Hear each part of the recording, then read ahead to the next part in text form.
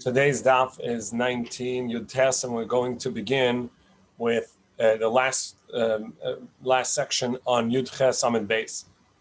So we had said that Rabbi Yossi said this halacha in the name of his Rebbe, Rabbi Akiva, where he said where he says that liquids can cause tumah to foods, but not to vessels on a Torah level.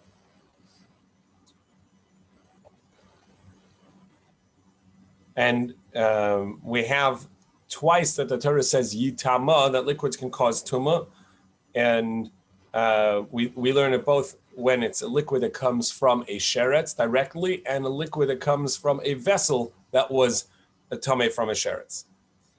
So the Gemara says, and I need both of these pesukim. I need both of these teachings.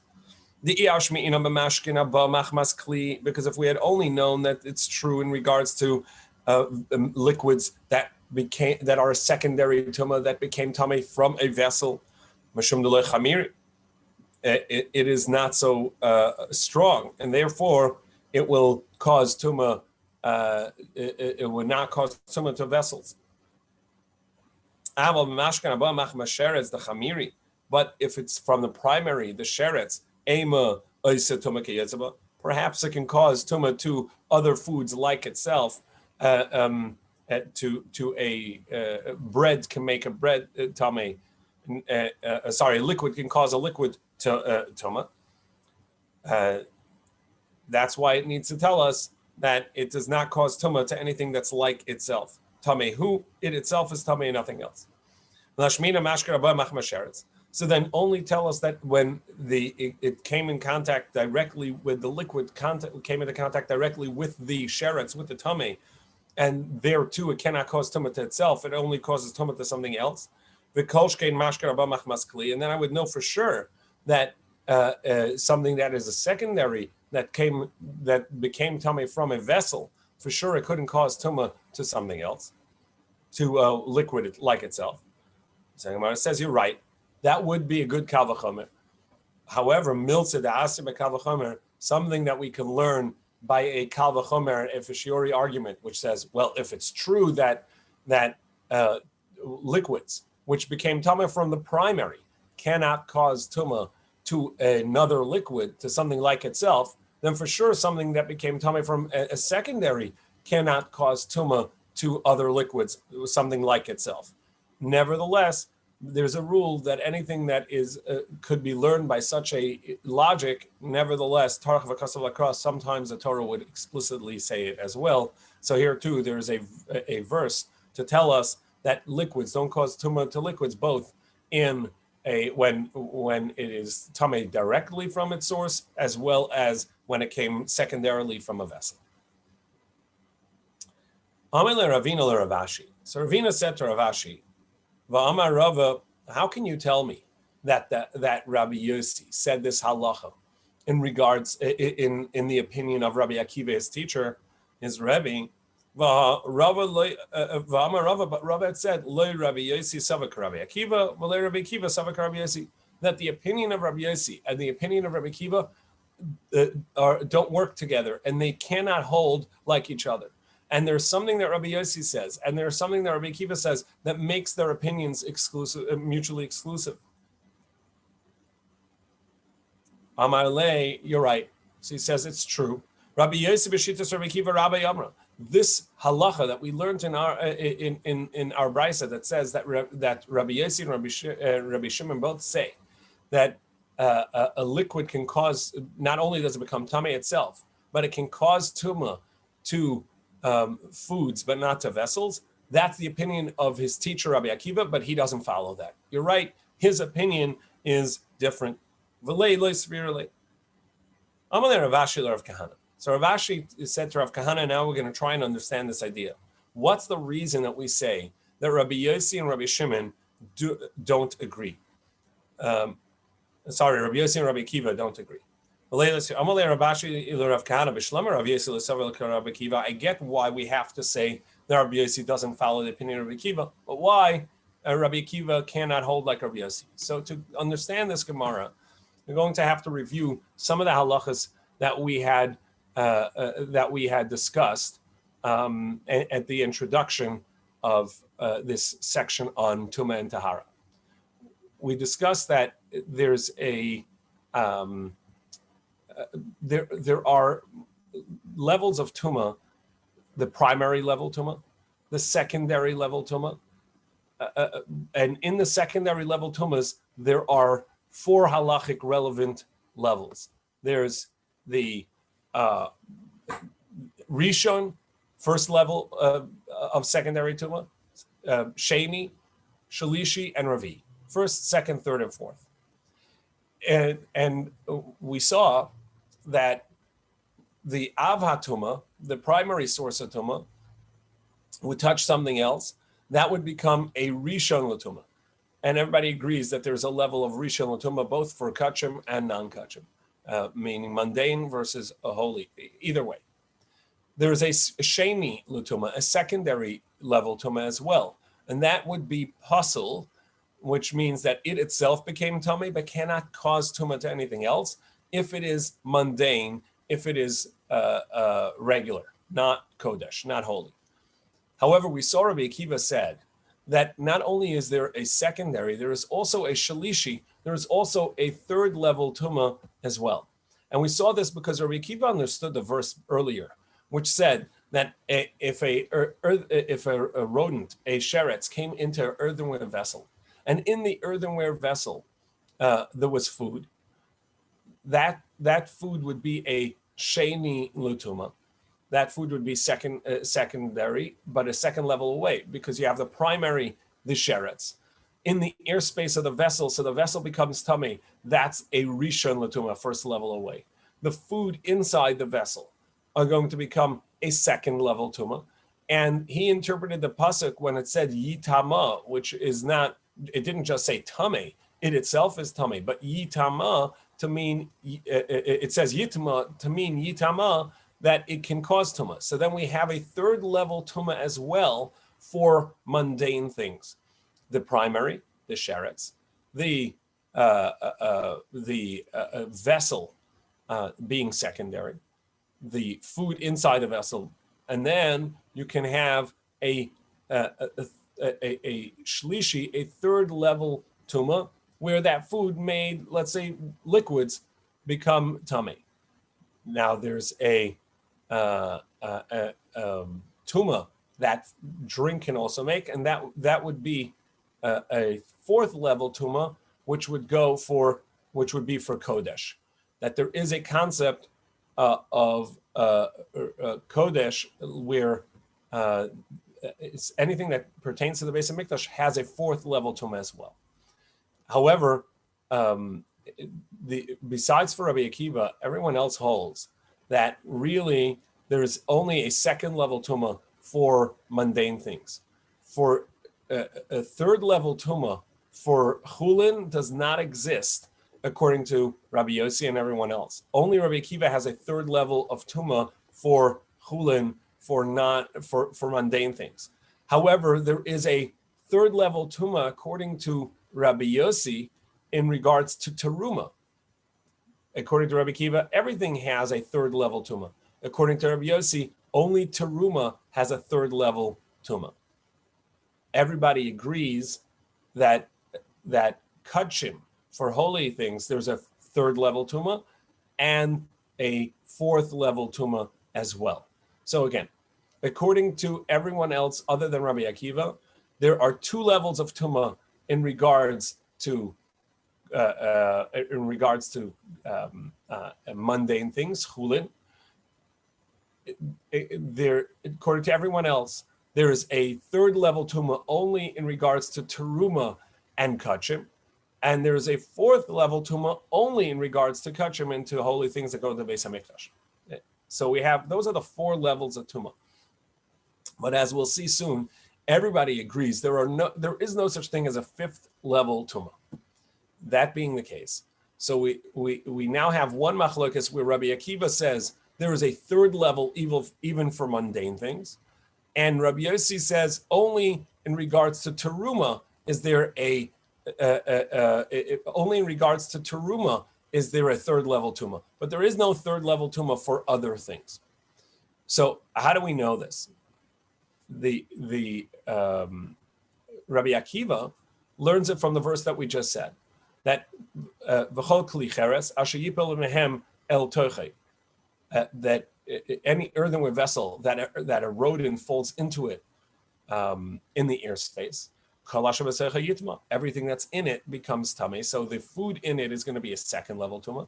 And since he learns yitama, so now we see that it can make other things tummy, and it's mundane. So all three, chulin, shalishi, chulin, teruma, and kodesh will have a shalishi. However, Rabbi Yossi does not learn that. So how does Rabbi Yossi know that there is a third level tuma for teruma?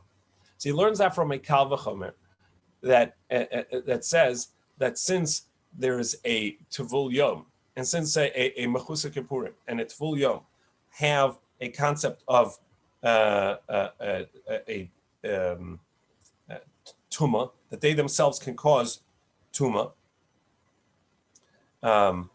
even though he's allowed to eat a tevul yom. Somebody went to the mikveh that day, and the sun had not set yet, so they may eat regular food, and it's not going to become tummy. However, they may not eat teruma. So we see teruma is at a higher level than kodesh. Than chulin, than mundane things. Since the tevul yom, somebody went to mikveh that day, but the sun had not set yet, may eat regular bread, but may not eat teruma. That tells me teruma is at a higher degree of susceptibility to tuma than mundane food. And if mundane food has two levels, so then for sure teruma would have a third level.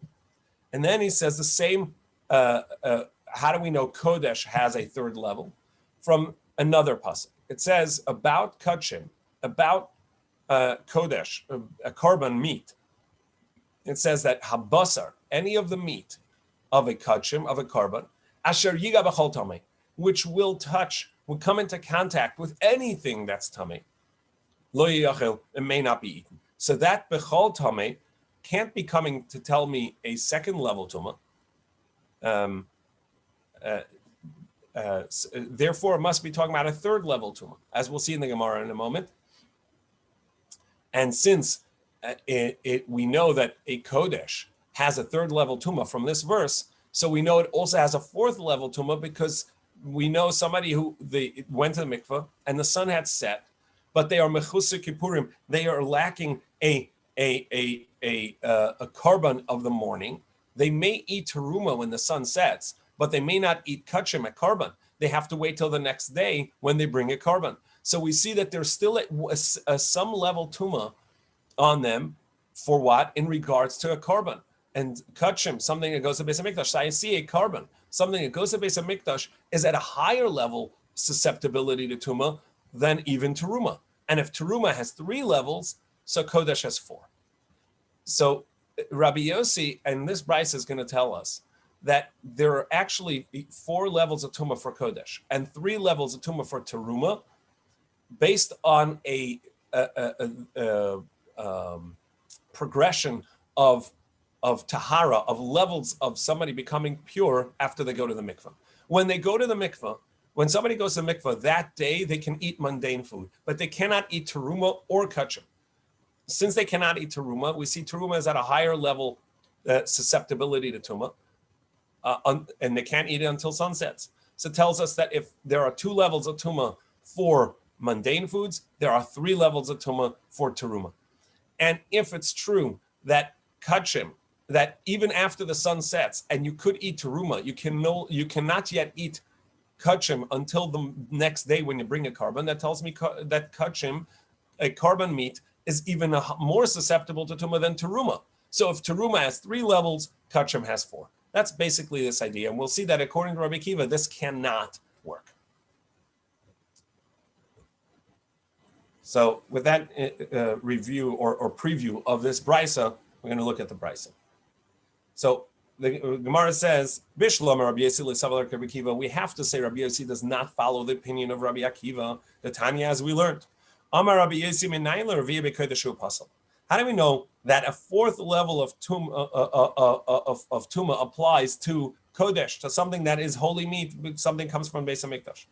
V'dinhu, it says it's a logical thing, it's a kal v'chomer, a ma mechusik kippurim. Somebody who is mechusik kippurim, meaning he went to the mikvah, the sun had set, but still needs to bring a korban the next day, which is allowed to, he's allowed to eat mundane food, he's allowed to eat teruma, but he may not eat kodesh. Shemuter b'teruma, yet pasal b'kodesh, is not allowed to eat kodesh. That tells us that kodesh is a higher susceptibility to tuma than teruma. Shlishi shapasal b'teruma, and therefore a third level that it makes teruma invalid. Ein adin sheyasa ravi b'kodesh. Isn't it obvious that it should cause a primary? It should cause a level of tuma, fourth level tuma for kodesh.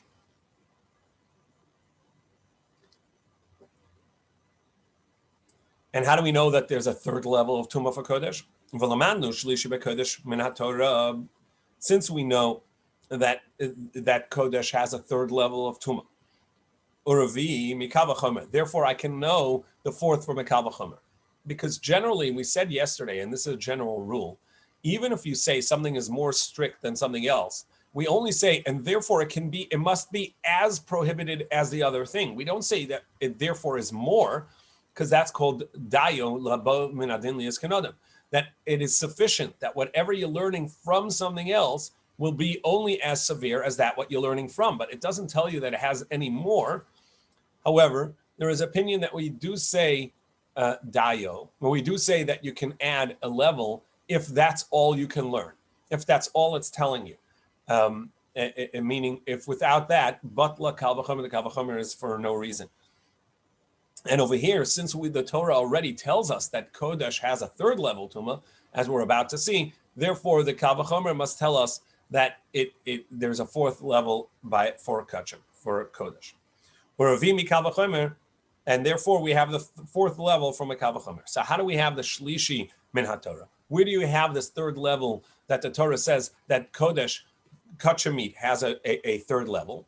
So the chsiv, as it says, v'habasar ashayiga b'chol tamei. And now we go to 19:8. And meat of kachim that touches anything that is kodesh, and that is tamei.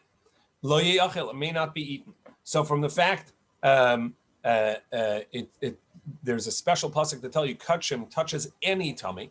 Mi lo yaskina denaga b'sheni. Since it says it touches anything that is tamei, wouldn't it have to mean also that it touched even a second level tuma that is tummy, because it says b'chol tummy, any tuma. So therefore we know the kosher meat became a third level tuma. So and we know that kachim are more severe, more susceptible to tuma than teruma. So if teruma has a third level and kachim has a third level from the Torah already, from explicit pasuk, so therefore must be that the kal v'chomer, the comparison to the stringency of kodesh over teruma is that it has a fourth level tuma, revi mikal v'chomer kedamrinan, as we just said. So this we understand is Rabbi Yossi's opinion, and Rabbi Akiva cannot say that. Why not? V'isal kedaitach savak Rabbi Akiva, and if you say that he follows the opinion of Rabbi Akiva, who had said that whenever the Torah says yitma, it means yitama, and there's one more level after that. So nisni nami revi b'teruma. So then by teruma, I'm going to have one more level, and I'm going to have a chamishi b'kodesh, and I'm going to have one more level by kodesh, because Rabbi Akiva says there are three levels for the mundane. A regular chulin food has three levels of tuma. Well, if it has a third level tuma as well, so and you're telling me by kal v'chomer that teruma has to be one step higher than mundane food, because somebody who went to the mikveh may eat mundane food but not teruma, tells me teruma is more susceptible. So teruma is going to have to have a fourth level, and kodesh is one level more susceptible. So that's going to have a fifth level of tuma. And we already know that fourth level for kodesh and third level for teruma is the maximum, as the Gemara is going to tell us. Ela Rabbi Akiva l'sava like Rabbi Yossi minola. However, how do we know that Rabbi Akiva doesn't hold like Rabbi Yossi? What part of Rabbi Akiva cannot concur with Rabbi Yossi himself?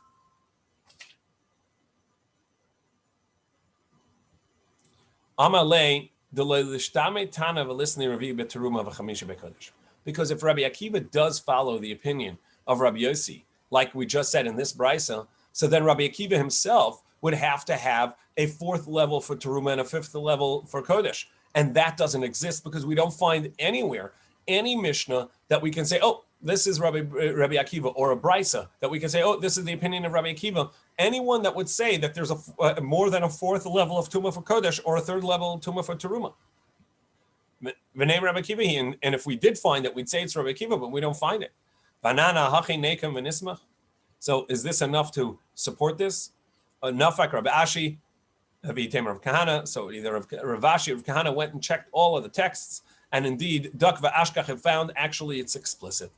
The Tanan, as we learned, Hakli mitzarfes masha b'soicha lekodesh. Here we're going to come to a new concept that, according to Rabbi Akiva, a vessel in Kodesh, a vessel in the Beis Hamikdash that has some of the Kodesh kachim in it.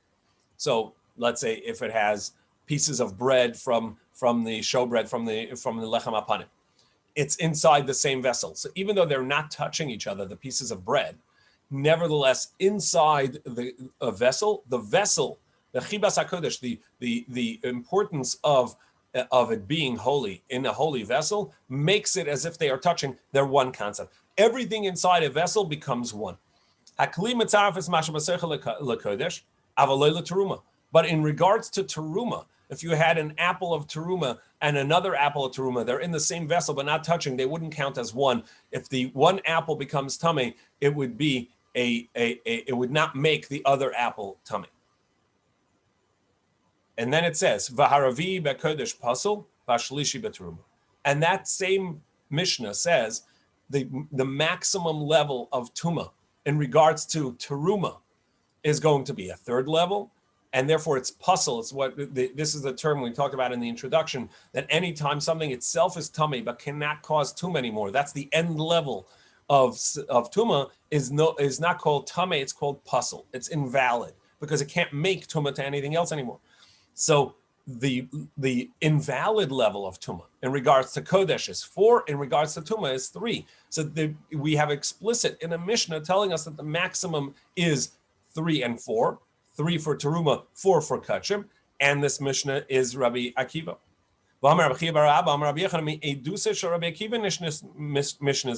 This Mishnah is actually the testimony of Rabbi Akiva of what the halacha was in the Beis Hamikdash. The Tanan, as we learned, Hosif Rabbi Akiva. We learned that Rabbi Akiva added a rabbinic tuma within this concept of whatever's in a vessel causes tuma. Hasolas, that even flour, v'aktores, and even the incense, v'halavoina, and even the frankincense, v'agacholim, and even coals, which are not food. These are not food items, but nevertheless, it has the same concept of, rabbinically, going to have the same concept of tuma, that anything in the vessel counts as one. That even if somebody who went to the mikvah already, but the sun hadn't set, so he is considered a tvul yom, someone who's pasul, tamei to the level, to a minimum level, but nevertheless tamei enough that if he touched kodesh, he touched something in the Beis Hamikdash, even if he touched only one end of it, right? If you touch the incense spices, right? There's a whole bowl of spice. You only touch a little bit. Most of the individual particles, the granules of spice were not touched, and nevertheless, everything inside that vessel becomes invalid. Pasal es kulei. So this concept of everything being in a vessel is Rabbi Akiva. And in that same Mishnah, it says a 4th level maximum for Kodesh and a 3rd level maximum for Teruma. So Revi'i there's only a 4th level for Kodesh, Chamishi lo, but not a 5th level. Shalishi there's only a 3rd level for Teruma, Revi'i lo, but not a 4th level. And so therefore, according to Rabbi Akiva, he cannot learn the Kal V'chomer, the logical conclusions that Rabbi Yossi took, that said, well, teruma must be stricter than mundane foods, and kodesh must be stricter than teruma. Rabbi Akiva says no.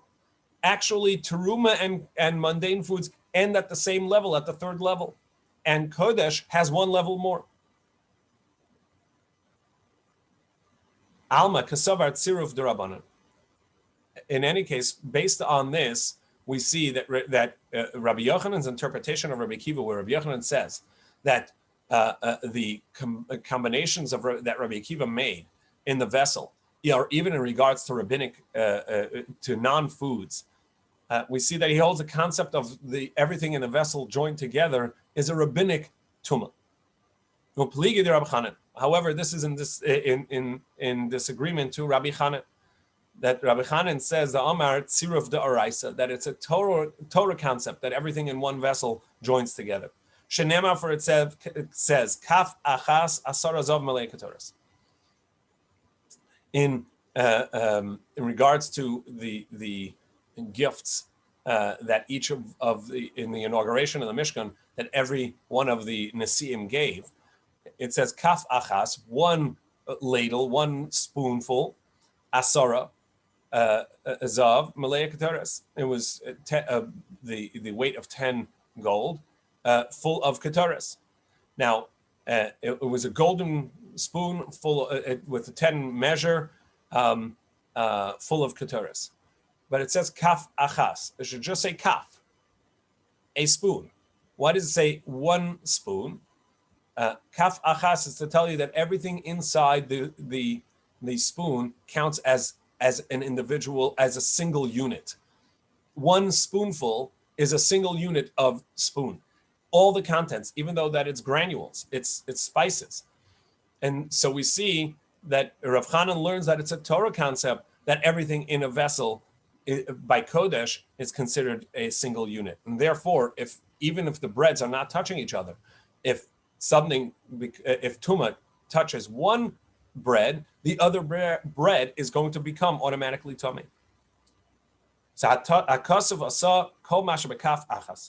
the pasuk makes everything that's in the vessel to be considered one.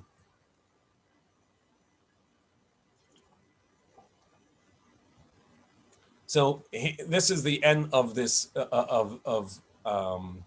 this idea that Rabbi Akiva cannot hold like Rabbi Yossi, because Rabbi Akiva also has a maximum 4th level tumah for Kodesh, and holds a maximum 3rd level tumah for Teruma, and that's the same as Chulin, because he says in mundane things, Chulin also have a 3rd level tumah, and so he doesn't say the Kal V'chomer, the strength of susceptibility for Teruma and Kodesh based on someone who went to the mikvah already, but the sun hadn't set, or the sun had set, but the next day they need to bring a carbon called Mechusa Kippurim, where he may eat Teruma but may not eat Kachim.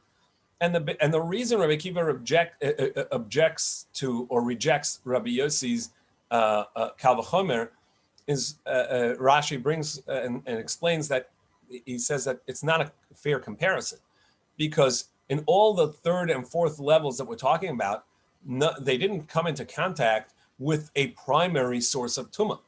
They're all in a secondary level tumah. They came into contact with a 1st level or a 2nd level or a 3rd level, but not to the primary. But it's Tvul somebody, even though they went to the mikvah already, but they themselves are the primary source. So perhaps they have a stricter level than something that's a secondary source of tumah. In any case, Rabbi Yossi has a Kal V'chomer and says, therefore, that that Teruma must be stricter than Chulin, and Kachim must be stricter than Teruma. And if Rabbi Akiva would accept that, Rabbi Akiva would have to say, and Rabbi Akiva who says that mundane things, Chulin, have a 3rd level tumah, would have to say there's a 4th and a 5th, and as we just proved, that doesn't exist. So therefore, Rabbi Akiva cannot say like Rabbi Yossi, or Rabbi Yossi cannot say like Rabbi Akiva. And by the way, we now came into a new concept that there is a Kaf Achas tells us that there is anything in a single vessel by Kodesh, within items that are in the Beis HaMikdash, there is a tumah that everything inside the vessel counts as one, and if one end became tamei, the other, everything else, even if they're not in contact with each other, would also be tamei. Tanan Hasam. So we learned over there's a Mishnah in Idias. Idias are testimonies that were given, a halacha, established halacha, testimony of what precedent existed in halacha. So Tanan Hasam we learned over there. Al machat shenimseis bebasar she'asakim hayadayim taharos. It was taught about a needle that was found inside an animal. After the animal was shechted, they found inside the animal a needle. And so there are halachas with always, you have to check whether the needle pierced certain organs and whether that would make the animal a trefa. And here it's in regards to tumah, that there was a concern that this needle, or maybe even a certainty, we'll see in the Gemara soon, that this needle itself was tummy, and that it would have caused tumah to the meat, and then caused tumah to the slaughter knife, to the shechita knife, and to the hands of the shochet. And on that we learned, the testimony was that hayadayim taharos and shasakim hayadayim taharos, both the knife and the hand of the shochet remained tahar. They did not become impure. However, habasar tummy, but the meat did become tummy from the needle. Nimtzes beperish. However, if that needle was found not stuck in an organ, stuck in the esophagus or the stomach, but rather that it had come out, it was in the midst of the waist, in the waist itself, hakol tar. So then everything, even the meat, is going to count as tahar, and it will not count as having touched the tumah. Amar Rabbi Akiva Zachinu. So Rabbi Akiva says, by the fact that we are being lenient here and not saying that there's a rabbinic tumah of hands in the Beis HaMikdash like this, she'ein tumas yadayim HaMikdash. This helps us out that there isn't additional forms of tumah in the Beis HaMikdash, because otherwise there would be too often the shechita knife and the hand of the kohen that had become tummy. Now we turn to Yutes Amud Beis. V'neima she'ein tumas yadayim mekelim HaMikdash. Why do you only mention hands and why do he only mention that there's the person not becoming tummy? What about the vessels? Why didn't he mention the vessels as well? Amar Rav Yehuda Amar Ravi Tamer Rav Yosef Rechanina Yadayim Kodim Gzeras Kelim Nishnu. So Rabbi Yehuda said in the name of Rav, perhaps by the time that Rabbi Akiva said this, the rabbinic enactment of tumah for hands was already enacted, and that's what Rabbi Akiva said. It's good that they didn't make it for the Beis HaMikdash, whereas the tumah on vessels had not yet been enacted. The Gemara says, no, that cannot be. Amar Rav of Hatarvai b'yom Gazru. On that day that Beis Hillel and Shammai were in the attic of Ben Gurion, and Beis Shammai were the majority, and they ruled and they made the 18 enactments. On that day of the Yud Ches Davar, they enacted both the tumah for hands and the tumah for vessels, as we see at the beginning of the Gemara Shabbos. So you can't tell me that one came before the other. They both happened before Rabbi Akiva's days. So why didn't Rabbi Akiva mention the vessels as well? The Tanan. And how do we know that they were both enacted in the same day? Because it says over there in the Mishnah, we learned HaSefer, there's a tumah for touching holy books by the parchment itself. V'hayadayim, the tumah for hands. And Tevul Yom, and the tumah of Tevul Yom, which the Gemara says actually that's a Torah tumah, that's not an enactment. We have to scratch that from the text. V'ha'eichlin, and the tumah of foods, v'ha'kelim, and tumah of vessels, shenitmu b'mashkin, both foods and vessels that had become tameh from other liquids, are rabbinic in nature. Which liquids we're talking about and which vessels, and all that is the Gemara and Shabbos that we already saw.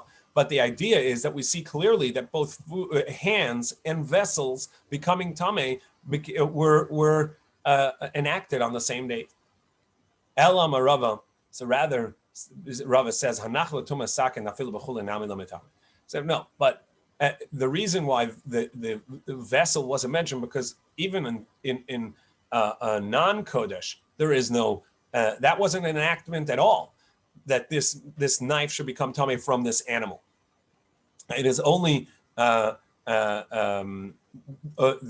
enactment of vessels becoming tameh, as the Mishnah said, was only from a liquid. But over here, when he slaughtered, there is no liquid that became tameh that is now making him tameh. There's no liquid that touched the needle and is then touching the knife, because he slaughters, takes the knife away, and it never came into contact with a liquid that came into contact with that needle. And therefore, there is no need for a halacha special in the Beis HaMikdash that the knife wouldn't become tameh. There's no reason for the knife really to become tameh. The main idea was that the hands of the of the Kohen not become tummy. Because because the knife, what would it have touched? If it touched the meat, meaning it did, it touched the meat of the animal. That we know that food cannot cause tumah to a vessel. So what are we afraid of? That maybe it touched the needle itself. That too, not a problem. A vessel cannot cause another tumah vessel if it's not the primary tumah, right? It can only cause tumah if it's a secondary tumah. It can only cause tumah to another vessel if it is the primary tumah, but it cannot cause tumah if it is a secondary. So this needle is secondary, right? And it couldn't cause tumah to the shechting knife. So the Gemara says, well, actually, what is this tumah of the needle? Hi machat ma'avidate. What is the what's it doing here? Ine misafik machat. If we say that it was a doubt, we don't know whether it was tamei or not at all. By Itmar, Rabbi Lazar, Rabbi Yosef, Rabbi Chanina, both Rabbi Eliezer and Rabbi Lazar and Rabbi Yosef Chanina said that in regards to tumah in the Beis Hamikdash, one said that in Yerushalayim, when you see spit on the ground, you don't have to assume it came from someone who is a zav and their bodily fluids cause tumah. In Yerushalayim, that wouldn't happen because people are strict, and you have to be, and you can assume that Yerushalayim is clean. And if you find spit on the ground, you don't have to assume that that's spit from a zav and that causes tumah. And the other said that in Yerushalayim, no doubt of vessels being tamei ever applies. In Yerushalayim, we're lenient on all tumah vessels, and this is the idea. The reason for this is because Yerushalayim has a lot of kachim, and to be lenient, we don't want to cause extra tumah. So in Yerushalayim, the Chachamim didn't enact these rules. Amar Rabbi Yehuda Marav. So what is the case over here about the needle that we're concerned about? Kagon she'avdalei machat tamei meis.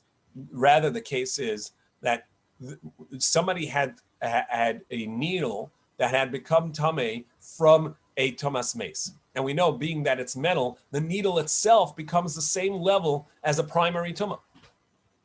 And they lost this needle. They knew they had a needle that had come into contact with a tamei mace.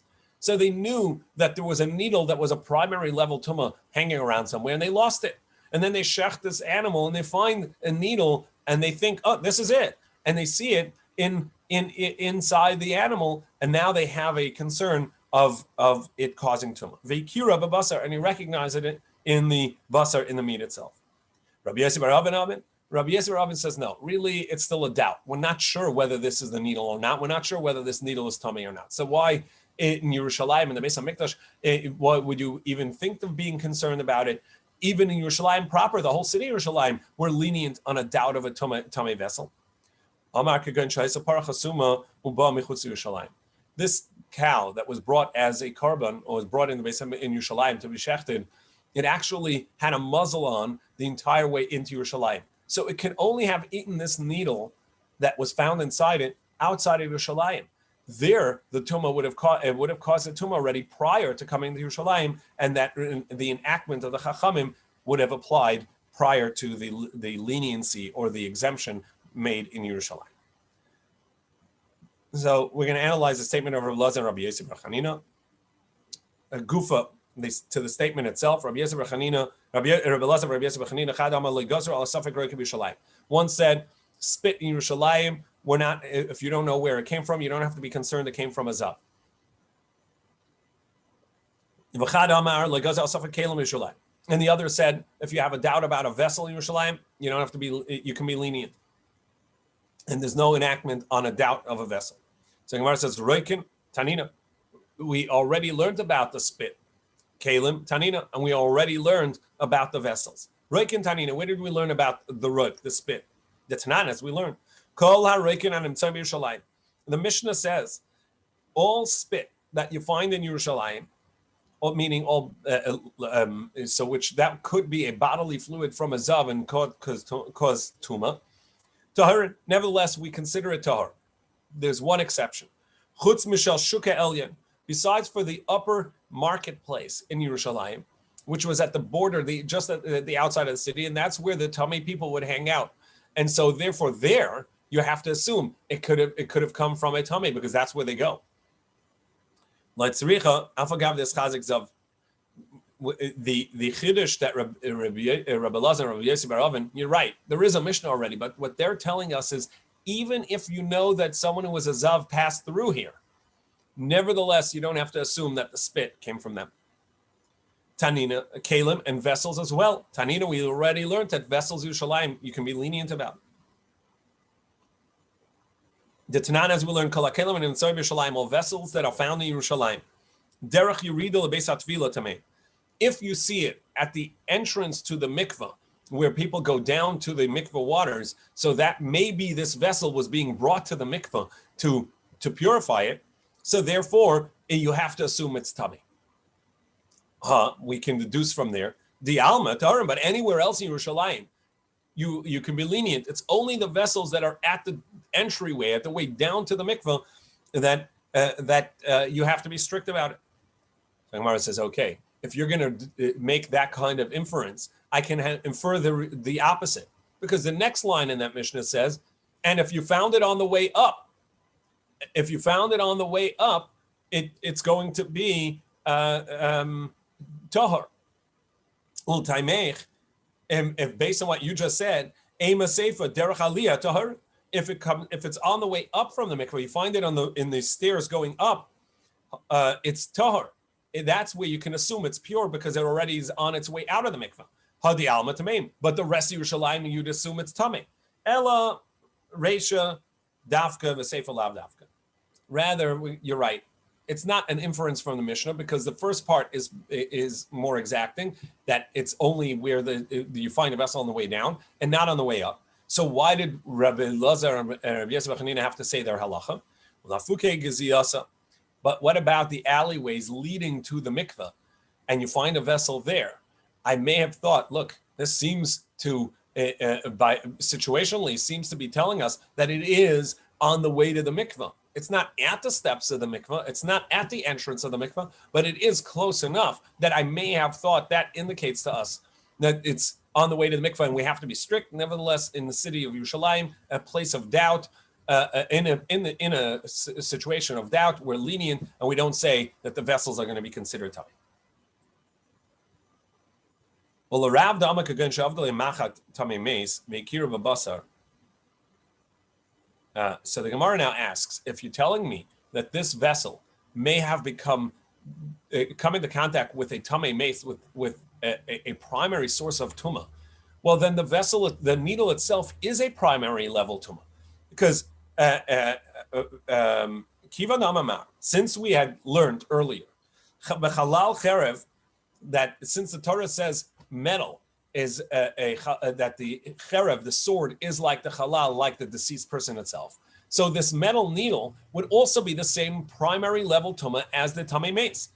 Harei kechalal adam v'kelim nami l'tama, and therefore it's a primary tumah. This is not a secondary tumah which only has rabbinic tumah in regards to hands and vessels and can't cause tumah to vessels at all. And therefore we say that we're lenient in the Beis Hamikdash or Yerushalayim. This is a primary source tumah, and it should cause vessels tumah as well. So tomorrow we'll pick up with this, that this tells us that the courtyard is a public area. And as we've seen a couple of times now, tumah, when we have a doubt of something becoming tummy in a public domain, that we are lenient in a doubt of tumah in public domain and strict in a private domain. We'll talk about the source of that idea and the relevance of the next Gemara tomorrow morning, Be'ez Hashem, and that's the last daf of the Tumah and Tahara. So take a deep breath. We're almost at the end of this. John, I'll pick up your question tomorrow.